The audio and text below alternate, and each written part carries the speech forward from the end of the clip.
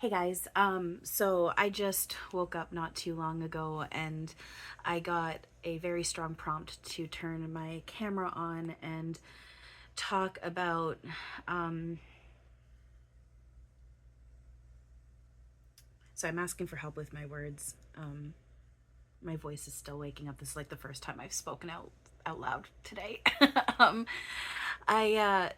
okay, I'll just jump into it. It'll just be easier for me to jump into it and get talking. So I got this book yesterday, Be Here Now. And it's really interesting because between this and some other stuff I just came across like the day before, I didn't realize there was certain types of quantum theories that actually align with stuff that I talk about the truth of reality that I just know from my own experiences and from my inner knowing. And then I've had external things and people and whatnot confirm that. And then I just found out, like yesterday or the day before rather, that these actually align with like actual quantum theories. And I didn't realize that. I do know about like, I definitely know about certain quantum stuff, like when it comes to quantum mechanics, entanglement, and all of that stuff. That was actually a big part of what helped me awaken the year I turned 33 was when I really started to find out and understand about the quantum stuff. That's when it was just like, oh my God, everything is energy and everything's connected and everything's one. And that was like, oh my God, I always knew science and spirituality go hand in hand and blah, blah, blah. So, and what's really cool about this is there's teachings in here that I talk about again that I know is comes with the from the base of truth. Um, Again, it's things that I know from my own personal experiences and my own inner knowing. My own knowing, like I can feel. So not only just having knowings, but also feeling that knowing of how real and true this is. And when I go into, you know, like, so for one example, everything is love and evil is just a metaphor for the veil of illusion, shadow, ego that we choose to blanket over top of truth, love, source, home, what's always actually here, that's actually real. And I know that that's true. I can feel that, especially when you start to go into that stuff's not true and what that does and how it makes you feel. You can see it's not real. So there's certain things in this book that I didn't know that people like Ram Dass, I feel like I'm saying his name wrong, and other spiritual gurus and teachers and whatnot have talked about that I didn't realize. Like, I'm not saying I'm the only person that has talked about this stuff. I just didn't realize that some of the stuff I talked about, I knew some of the stuff I did talk about is like talked about by these people as well. I just didn't know that there's other things that I've talked about and that I've experienced that I didn't know that they actually talk about as well. And I was like, holy shit. Like, that to me is like proof of what I speak about is actually real and true. And the fact that we are one unified consciousness. So I just have a couple pages that I have that you guys could see I have bookmarked here that I wanted to just address and talk about really quick that I'm getting prompted to, because a big thing that we see, and again, Eric, Archangel Uriel, this is my hands, this is all him. Him, spirit source is coming through with me with this as well. So one thing that a lot of the spiritual community, mediums, and whatnot still speak about in this now, and again, there's no judgment, I'm just explaining things. um because everything is helpful. Everything is a lesson. Everything is our mirror reflecting where we're clinging onto either our own made up illusion, ego, shadow, our own made up false evidence appearing real programming, or where we're clinging to and allowing truth, love, source, unity, thy will, Christ like consciousness, all of that to shine through. So everything is helpful, because if something is being reflected at us that isn't coming from a place that's loving, then that's opportunity for us to face something that is untrue within ourselves that we're choosing to cling to. And that's opportunity to work on melting that away as we honor and thank that. It's not a judgment, and we don't look at it as this is bad and this is wrong and I need to get rid of it because it's hindering me. No, nothing is actually hindering us or trapping us or draining us. It's all a beautiful gift that we signed up for and asked for, and energy is agreeing to play with, and it's energy that we are one with, which is actually a really good segue into what I'm wanting to talk about. So a lot of mediums and a lot of the spiritual community still right now talk about how there's things like a spiritual war of good versus evil, or evil galactics, which again, that stuff is absolutely not true. The spiritual war is the one, and anyone who started tapping into this knows exactly what I'm talking about. The spiritual war is the one within yourself, of your own ego, illusion, shadow, yada yada yada, versus allowing, accepting, working on truth, love, source, unity, thy will, all that stuff. And you can physically feel that fight with inside yourself. When you get to a certain point with this self work, you can physically feel that fight, because you can feel your ego wanting to cling on to, this is bad and this has happened to me and this is evil and this is wrong and this person deserves this, and I can't wait to see like these people get knocked down after everything that they've done, and like when is our time now. Whereas like then there's that other part of you that goes, no, but that these are characters you're making up and you're bothered by this, so they're reflecting something for you, and it's ego lies of this and this. So like go within and get to work on the mental cleanup, and focus in on the love that's actually here. Help me see them as I see thyself. I am one with them, they are one with me, we are all source. That's the spiritual battle. So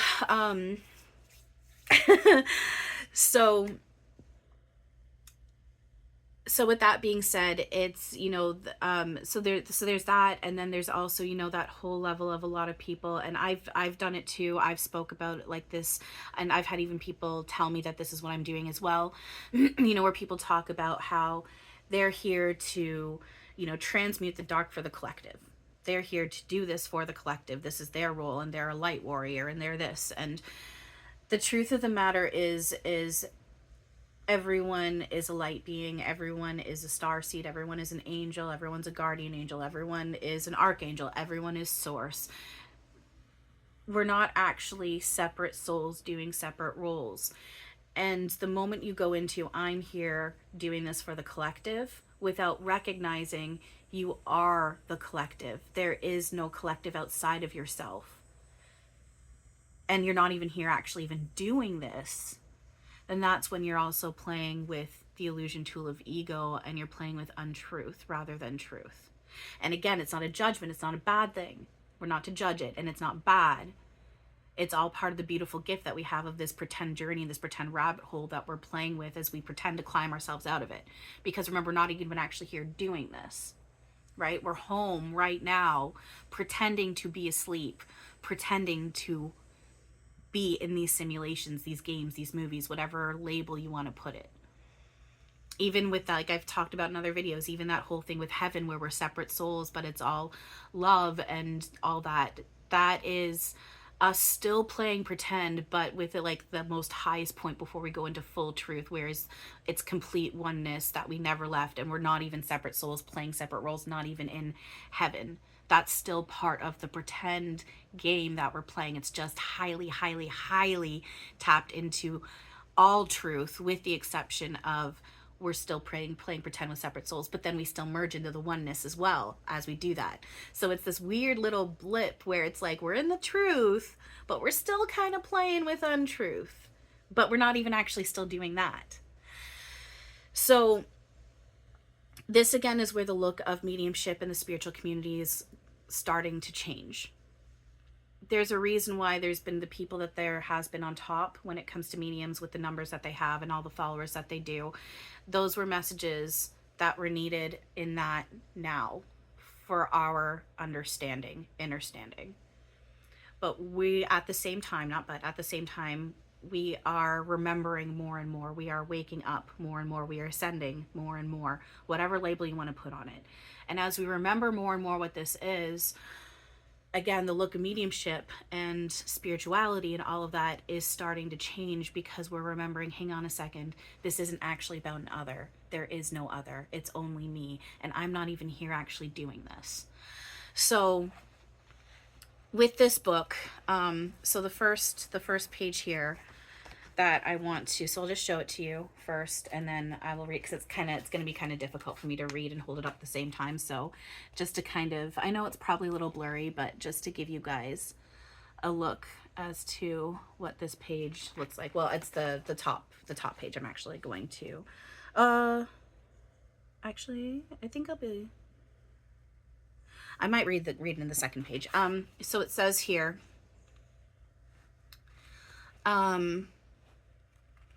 there is writing happening. Maybe that's hard for you to understand. And it's even with me.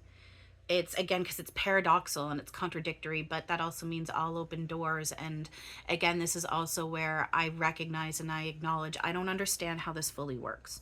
I understand that there's base truths that I'm remembering and that I know, but I don't still fully understand how it all works. So there is writing happening. Maybe that's hard for you to understand. I am here, but I am not here. I am writing, but I am not writing. I'm here, but I'm not here. I'm writing, but I'm not writing. I'm speaking to you guys, but I'm not actually speaking to you guys. Inside of me, in the heart cave, is a mantra going on that reminds me who I really am over and over again. In this place, I am.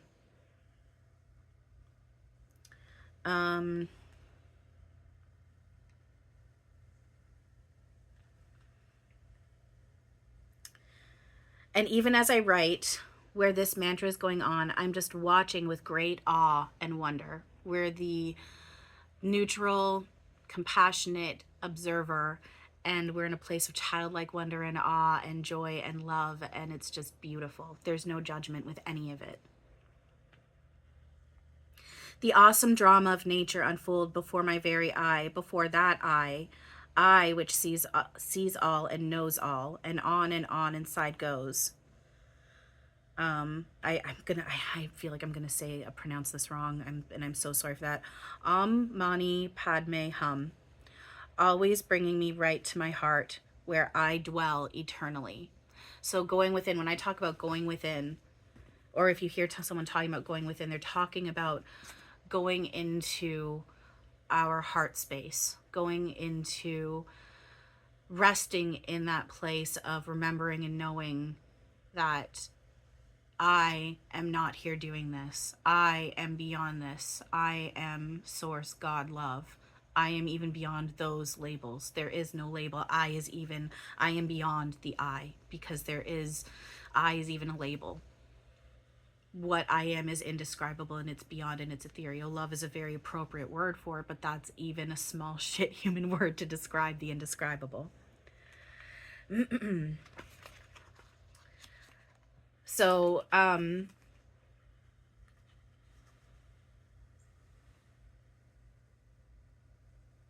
oh, did I? Right. I was like, did I mean to mark this page off? And I'm almost feeling like, well, I mean, if I didn't mean to, I clearly meant to. So that's a thing.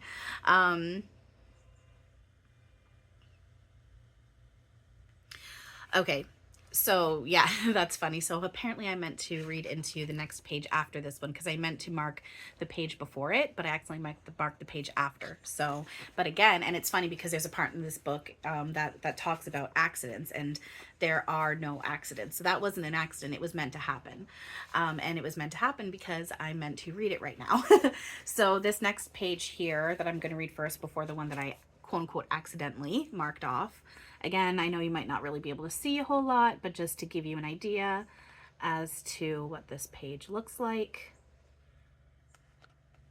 So it says here, when you've quieted your mind enough and transcended your ego enough, and again, ego is just essentially like edging God out, it's because that is just, again, an illusion tool where we utilize it to blanket over truth of what we are, which is source. So edging God out. But God is always here, source is always here, love is always here. We're just playing pretend we're not. So again, ego is not bad. It's not, we're not judging it. It's an illusion tool that's doing its job very well. That being said, when we learn to transcend ego, melt it away, and embrace what the truth actually is, let go of our attachments and everything, our shadows, our illusions, then what's actually here is no more pain, no more illusion of pain, no more illusion of death, no more illusion of attack, no more illusion of hurt, no more illusion of misery. It's just bliss, love, unity, oneness, joy, peace, compassion, neutrality. It's beautiful. So when you have quieted your mind enough and transcended your ego enough, you can hear how it really is. So when you are with a candle flame, you are the candle flame. And when you are with two beings, when you are with another being's mind, you are the other being's mind. So again, when you're sitting here saying, I'm here to transmute stuff for the collective that is you. Their mind is your mind. There is no collective outside of yourself. And again, these are all reminders for me. Like, I'm saying this to myself. I know technically I'm making this video to myself. There is technically no other outside of me. But again, the me that is actually truly here, because the character of Tally is just that. It's a temporary character that's not even real and isn't even here doing this. When there is a task to do, you are the task. The mindless quality of total involvement that comes only when the ego is quiet and there is no attachment. It is only when you reside quietly in your own, I don't know how to say this word properly. Ridium. Oh my God, I don't know how to say that word properly. I feel really bad. Hang on a second. Redium. I've heard two different ways. I'm not sure exactly how to say it properly, but it essentially means heart.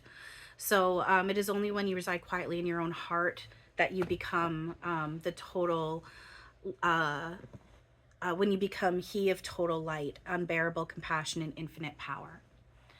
That's when we transcend our ego, when we're able to go into our quiet mind and our heart space and be present with what we truly are.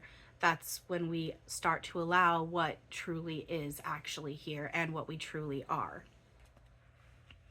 And again, so like it pointed out, you are the candle flame. You are that other being's mind. You are the task. It's not you and that and you and this. It's you and you. You. It's oneself. It's all of it is oneself. And then the next page. So again, this page I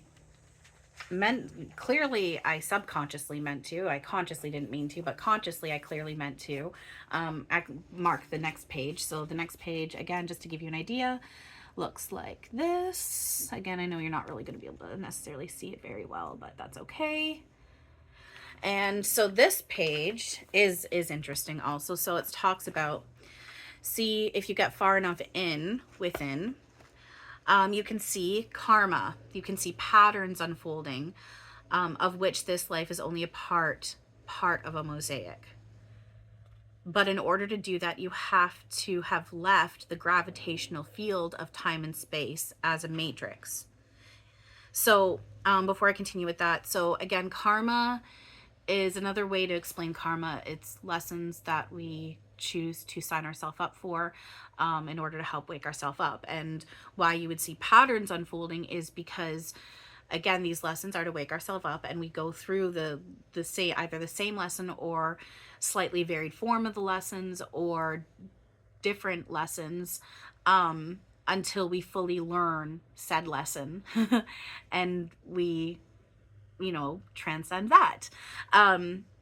So when you're able to take a step back outside of the illusion of linear time and space, particularly, and right now, like I'm receiving and seeing, like, it's you're able to see the collective and all of the parallel simulations and everything, you can see the patterns and the connections, because you can start to see how it's all attached into one, because it is only oneself with these lessons to awaken oneself and stop playing pretend.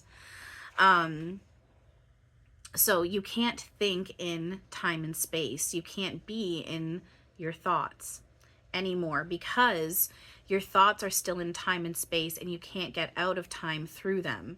You've got to be outside that. You've got to be in the place where you see your own conception, birth, childhood, adolescence, maturity, age, death. And not only that one, but that one and that one and that one. So being able to detach from your character, being able to detach from linear time and space, which the ego loves all of this stuff. When you're able to zoom out and see, it's zooming out and being able to see that I'm that and I'm that and I'm that and I'm that and I'm that, and it was all me and it's all my playing pretend. And these are the patterns that I chose and signed up for, and these are the lessons. And if I'm still in a place of needing to work on them, I can work on them.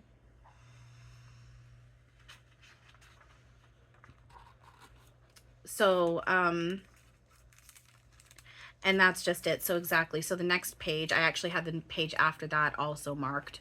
And I did that one purposely. So the next page after that, whoop, shows the butterfly. So, so it says, I am without form, without limit, beyond space, beyond time. I am in everything. Everything is me. I am the bliss of the universe. Everything I am. Ram Tirtha. So, again, and it actually, just as a side note, it's kind of funny because when I do my mental cleanup and inner shadow work on my crap, so I do the first step. I won't go into detail, but like the first step is I acknowledge a feeling that I have. I acknowledge one base thought with the feeling. Then I do a visual where I'm doing some sort of representation metaphor of giving that thought to spirit source. And then I let myself sit in a moment with truth. And some of that is what I say to myself, I am beyond space and time. and it says here, I'm without, and I also say I am not my body.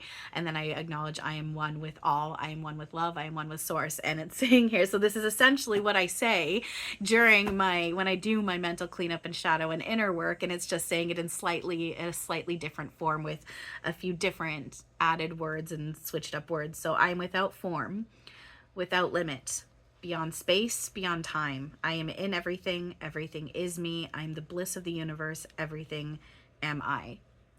So, again, backing up with what I just said with the previous page, being able to zoom out past space and time and recognizing I am everything. I am beyond space and time. I am not my body. Oh, and I accidentally, okay, just give me 1 second here. So I had to pause it because when I went to show you the last page that I had marked with, which I have marked with that clip, it accidentally fell out, and I was just like, oh, which it just did again, but at this time I didn't lose my page.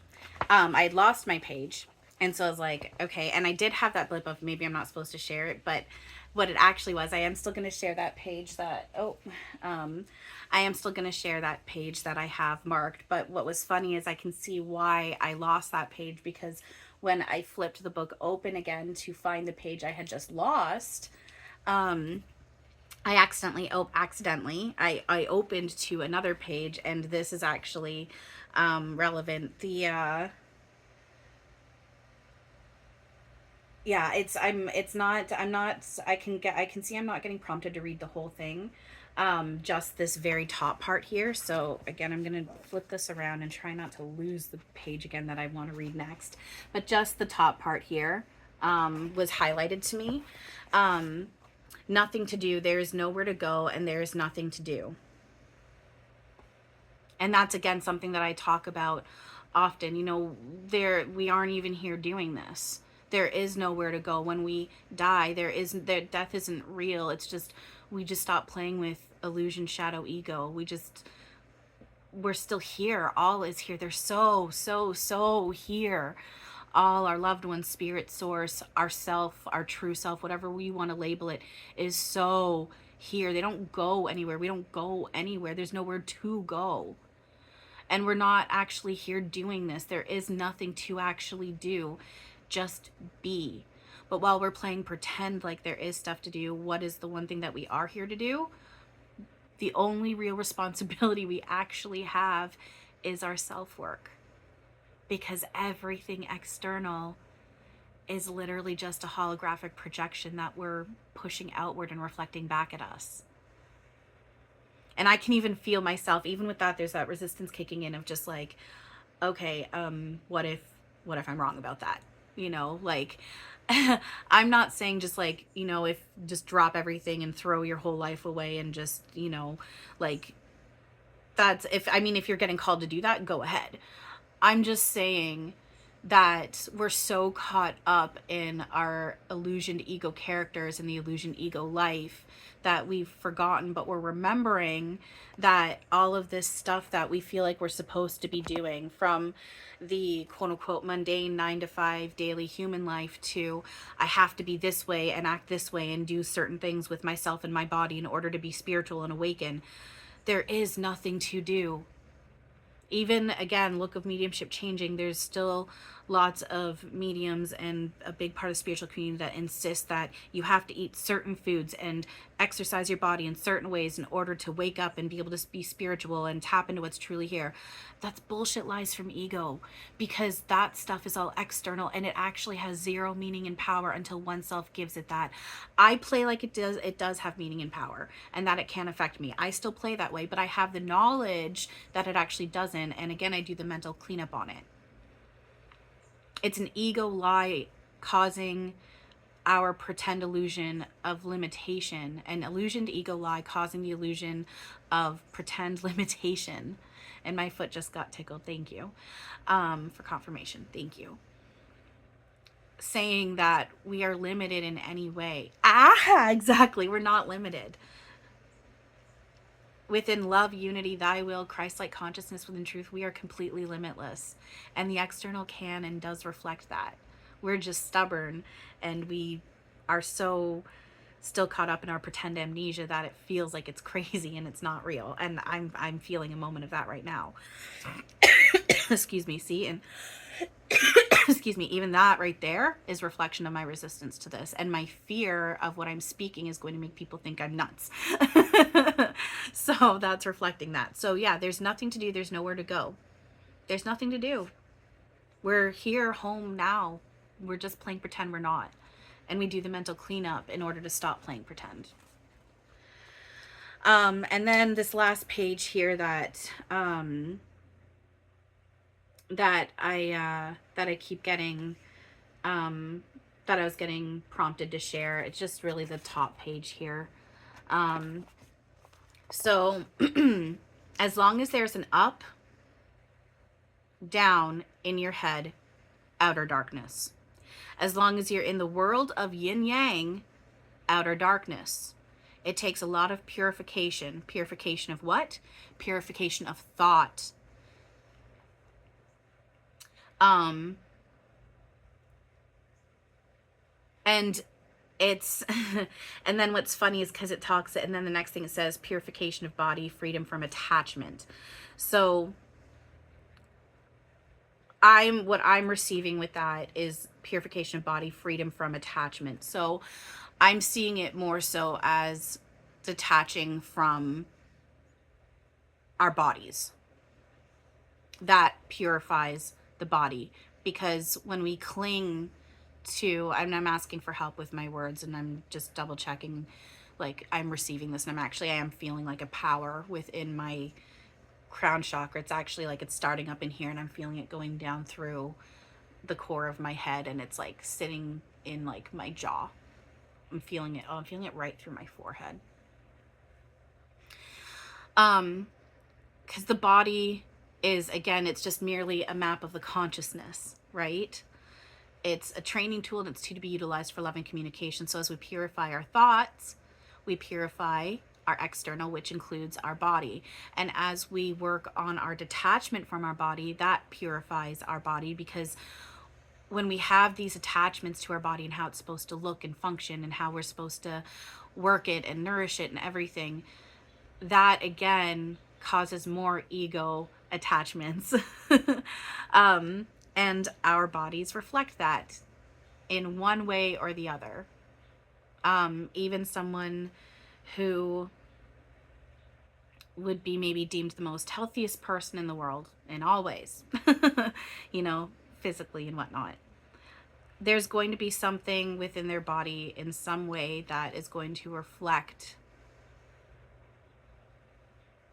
their ego attachment to the body, unless they let go of the fact that they're not their body and the body actually cannot even affect them. And it can reflect in the way, yes, the way it looks. So from something as simple as aging, because we're believing our body is real and it can decay.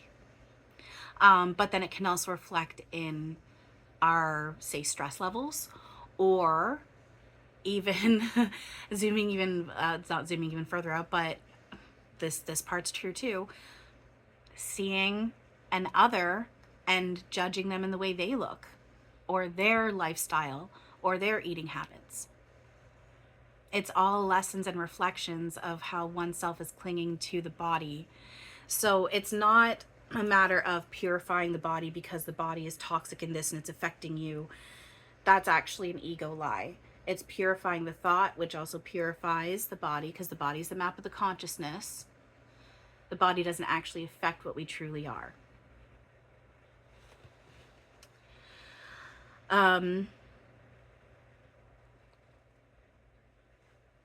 Let's see. Just double checking if there was anything else. I think, yeah, that's about it from in the book that they were highlighting for me to talk about and point out. So, so the whole point of this is a big message and reminder that we are not our bodies. You know, we are not here doing this. None of this is actually even real. At the exact same time, it is, we are all of it. We are our body. We are the other. I'm the phone that I'm filming this on, the book, you know, the receipts, you know, this phone, you know, this sweater, my shirt, the air, all of it. We're all of it, yet we're also none of it, because we're not actually here doing it. So again, this is where the look of mediumship is starting to change, because we are remembering that there is nothing outside of ourselves. There is no other. In the truth of what we actually are, we are just energy, love, conscious energy of love source. And we're playing pretend like we're not, and that we're separate. And then within the oneness, somehow we do expand without the look of separation, illusion, shadow, all of that stuff. But again, source spirit isn't really explaining how that works or how it looks, because I can feel it's like it's beyond my comprehension right now with where I'm playing with amnesia. And oh yeah, and you know, it had talked about inner darkness.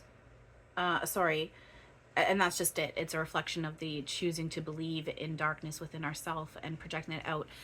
You know, it talked about, you know, holding on to yin and yang essentially equals outer darkness. And that's another part that I did want to also mention really quick. I was getting a prompt to talk about, is because that is something that a lot of mediums and a big part of the spiritual community does still talk about also, is yin and yang, light and dark. And yin and yang was never meant to be looked at as real, that there is light and dark, that there's up and down. Duality is not actually real. Duality, again, is a pretend ego illusion tool to help us play pretend with the illusion of separation.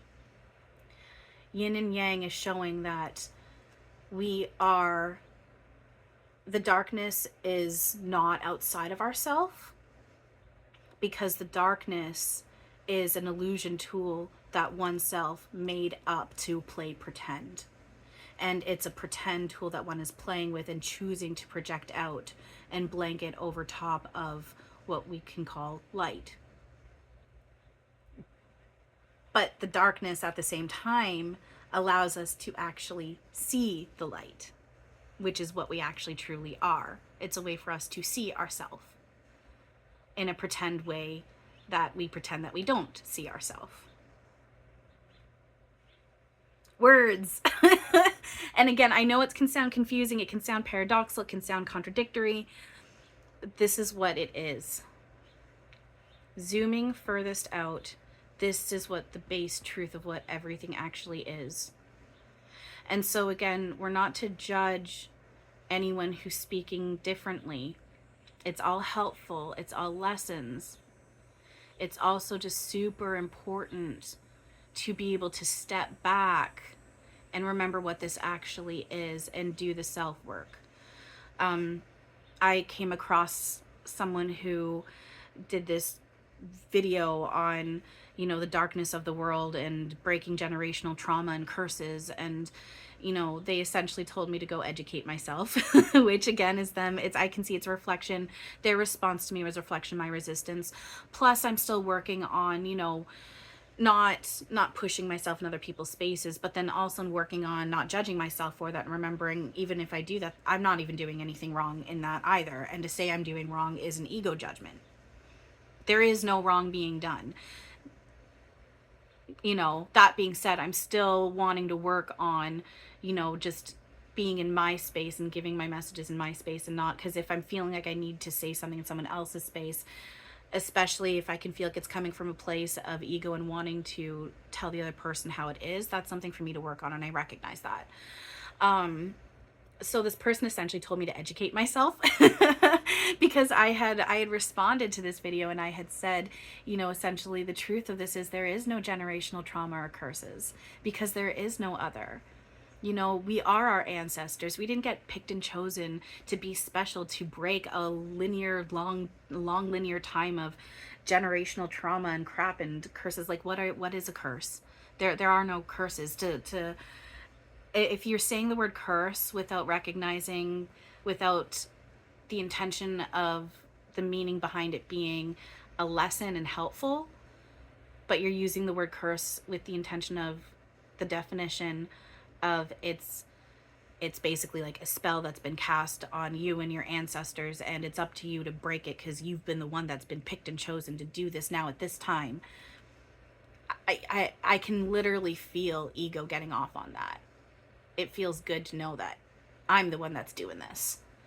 Well, no, you designed your illusion to linear time, and you're playing pretend that you have these ancestors that went through generational trauma, and that you're having possibly family members right now that are also reflecting that, and you're having to break that.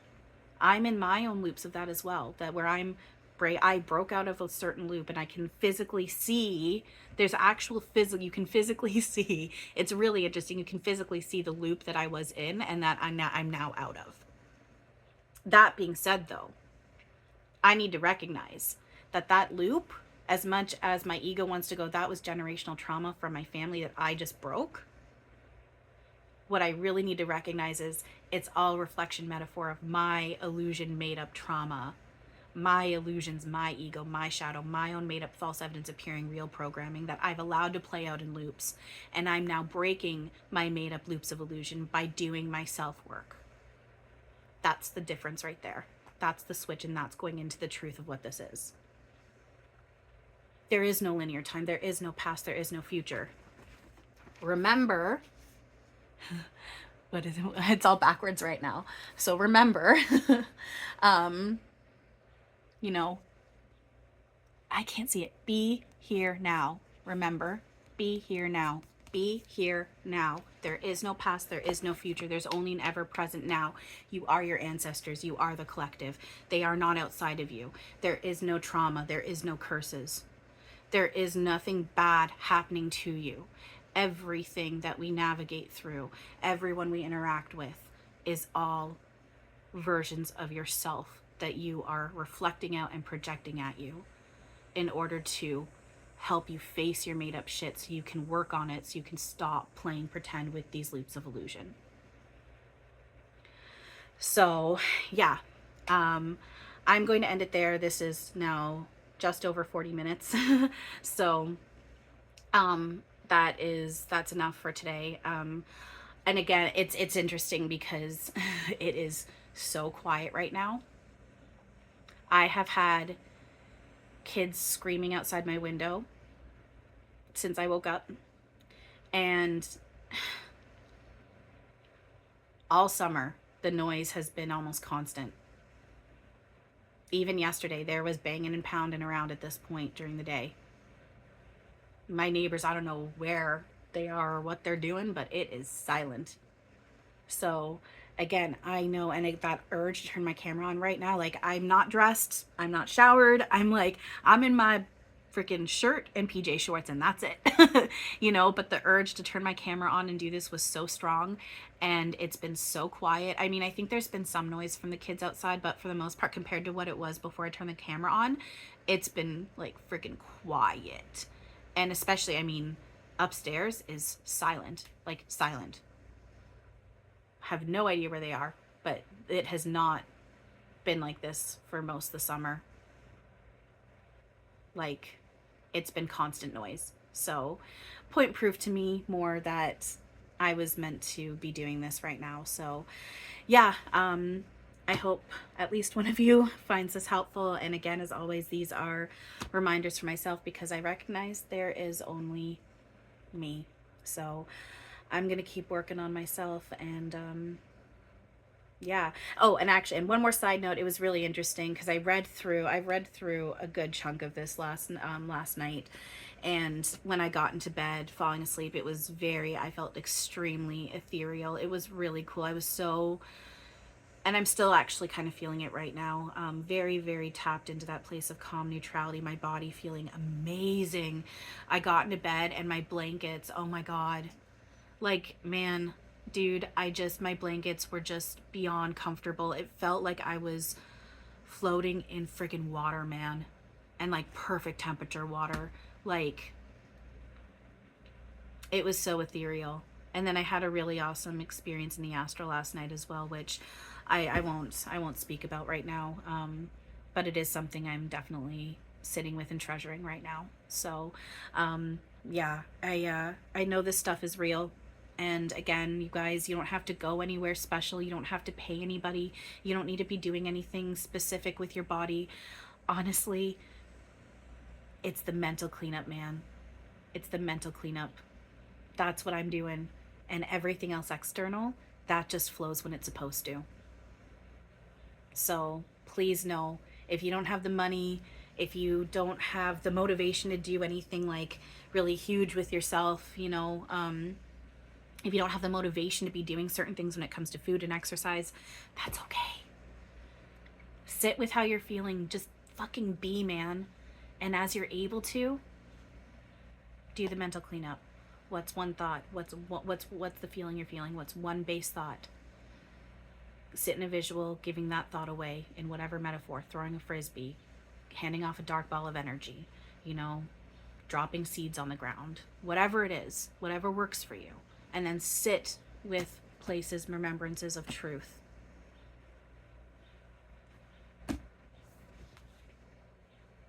That's what this is. That's what breaks the loops of illusion that we're clinging to. And I know it's true because I'm experiencing it. And a lot of what I've talked about, I didn't realize, like I said, aligns with certain quantum physics theories, and there's certain things I talked about that I didn't know other people talked about, particularly on this level. I'm not saying I was the only one. I just didn't realize that, like, there was stuff that I've talked about that are actually like in books like this. Like, and I'm not getting into details right now of like what specifics I'm thinking of, but yeah. Anyway, so thanks you guys for everything. I hope, like I said, I hope some of you guys find this helpful. I know my framing and everything is weird, but whatever, it is what it is. And yeah. All right, thanks you guys for watching, for listening. I love you all very much. You got this. Remember, be here now. There's only you. It's not about an other, it's about yourself and waking yourself up, and stop playing pretend with your own illusions. And we honor and thank all of it as we do, because it's a beautiful gift. All right, thanks you guys. I love you all very much. And as always, have a wonderful now.